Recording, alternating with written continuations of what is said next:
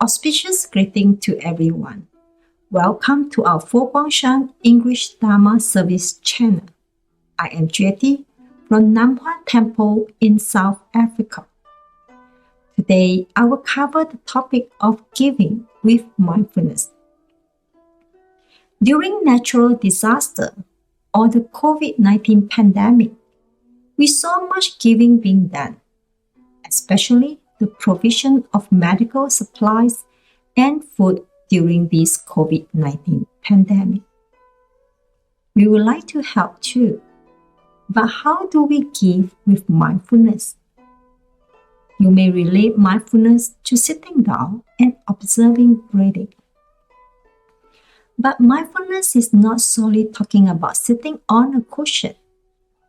We can give with mindfulness. Let me first start to talk about giving. Giving is one of the Buddhist practices in 6 Paramita. What is Paramita? Parami is an ancient Sanskrit word that means to cross over. One crosses from the shore of suffering over to the opposite shore of liberation. Vata is an auxiliary particle that indicates completion.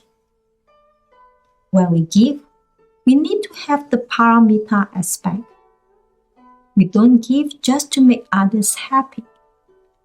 Paramita is our aim to make both we and the recipient cross over to the shore of liberation.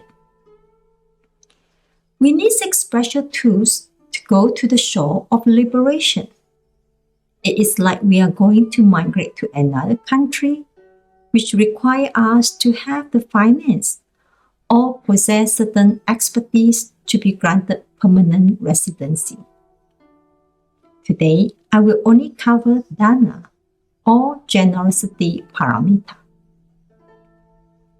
What's the difference between dana paramita and the ordinary kind of giving? We can easily relate giving with compassion, but less so with wisdom. Dana paramita is a form of giving that encompasses compassion and wisdom. The whole act of giving is dependent arising. It is dependent on the giver, the gift, and the recipient. These are the 3 aspects of giving. Let's start with the first aspect of giving, which is the giver. For example, I want to help the poor, but how does mindfulness come in? I may feel very proud of myself because I have a kind heart and concern for the poor. This I feel so great about giving. In this case, we give in order to think well of ourselves and to think of ourselves as being generous. Another possible reason is we fall into the subconscious view of status. The status of a generous person and a pitiful person. We created this kind of status level in our mind without realizing it. If we are mindful, then we can see the ego within us. The desire to give is good, but we need to see the intention. With mindfulness, we can observe those mixed motives, be they be pure or impure. We may start with a less than perfect mind of generosity, but over time, we put aside our ego while giving. We have to be patient with our practice of generosity and embrace whatever mixed motives that we might have now. When practicing dana paramita, it doesn't mean that we can fulfill everybody's needs and wants. It is impossible to satisfy all sentient beings. I have to emphasize giving within our means. We shouldn't give until we feel uncomfortable. There is no paramita here. When we feel stressed, then we are not liberating ourselves to the shore of happiness. It's not about fulfilling all sentient beings' needs and wants to perfect giving. We need to be wise and realistic in our giving. Next is the second aspect, that is the gift. It is winter in South Africa right now. Okay, maybe for this winter, I'm going to donate 1,000 rand. This is considered a lot for a person who is not working. So, be grateful. It feels like we are parting off 1,000 rand, but we still hang on to this gift. This is not an ordinary gift. This is a gift from someone who is not well off. Being mindful means we don't add intangible values to the gift.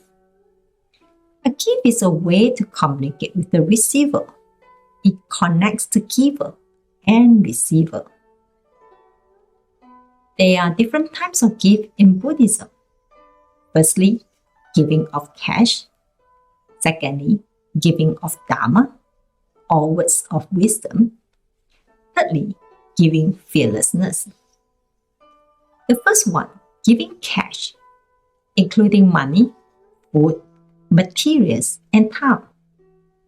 One could either give money, food, or volunteer their time to provide services to those in need. For example, during this pandemic, we noticed many healthy adults helping the elderly to get groceries so that they could stay at home. While giving, we must combine our generosity with wisdom. For example, we don't give things that are going to be harmful to other people. We don't give drugs. We don't give money if we fear that it's going to be misused. Don't give things that people aren't supposed to have. The second point is the giving of Dharma. Giving Dharma is the highest form of giving because it can end one's suffering. It means giving and sharing Dharma to those who are willing and ready to listen. The giving of Dharma means making the teachings available by supporting Buddhist centers, giving Buddhist lectures, and publishing Buddhist books. The third point is giving fearlessness. That is to give protection and relieve the fears of others. A very good example in this recent pandemic is giving of face masks. This giving fulfills the giving of material items and the giving of fearlessness. Less obvious, but is the best form of giving fearlessness, is the observation of the 5 precepts.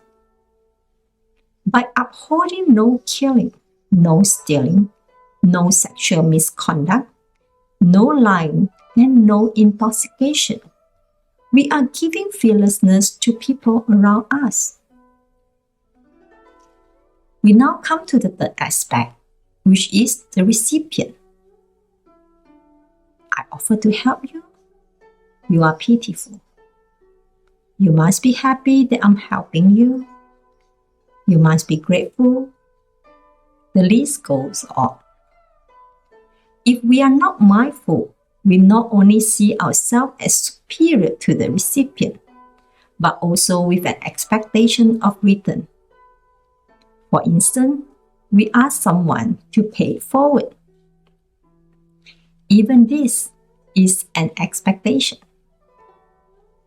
To put everything in perspective, I will quote from the Sumati Sutra. The sutra mentions 4 stages of developing Dana Paramita. The first is to give a timely gift. The second is to give without a mind of disdain for others. The third is to give with a happy mind. And lastly, to give without expecting any reward. When we practice giving with mindfulness, we can use these 4 points to reflect on our body, speech, and mind. We now move on to the receiving end. We may think that the other party is happy, or we have relieved their problems. This may or may not be true. During our Zoom meeting discussion about this topic of giving, one of our participants mentioned that she doesn't like to take things from others. She felt the pressure on her to repay the kindness in whatever form. Hence, to achieve Paramita, the donation should make the recipient happy and relieve suffering, rather than add an emotional or financial burden to them. Let me share an incident that happened about 10 years ago.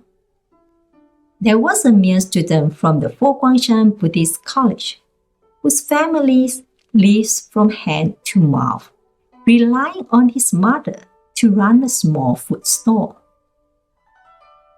But towards the end of his first year in the Buddhist college, his mother became very sick, and the family started to worry about meeting their daily needs. When I heard about that, I thought to myself, maybe we can give his family some money to tide over this critical period. But Venerable Master Xing Yun suggested that since the school holiday was coming, we can encourage his classmate to help his mother's store.